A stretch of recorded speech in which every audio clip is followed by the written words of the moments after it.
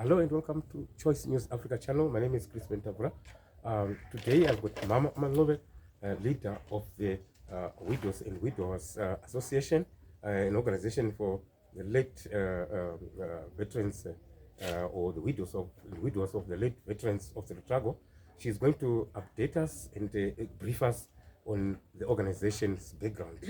Mama Mangobe, over to you.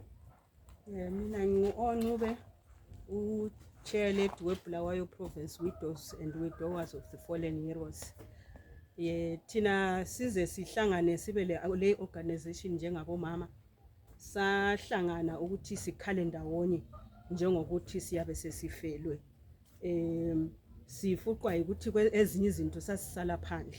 Uthola ukuthi izinto ziyayenziwa akukhulunywa ngokuthi widow, akukhulunywa ngathi thina sizibona lathi singabantu abafanele ukuthi ngasikhulunywa ngawo ngoba kuba ngumfazi weqhawe asiyonto elula. Sasebenza lathi kakhulu ukuze sibe siyakhe imizi lamaqhawe. Then i-organization yethu le yafonywa ngo-2002. Ifuqwa isizathu sokuthi ngo-97 kwaba le vetting exercise yama-war veterans. Then kwatholakala ukuthi ngemuva ngale from 97 backwards kwakusifa abantu as we go.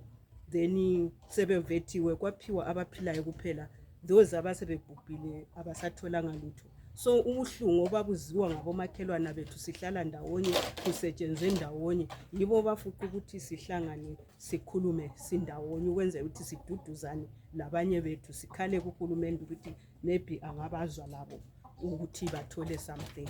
Kungaba yimiholo yethu siyaxoxa, kungaba yi-health yethu ekuhlaleni lokuthi siphakamisane siyenze le misebenzi yezandla. Siyabonga mama. Siyabonga kakhulu umsebenzi owenzayo. Siyabonga.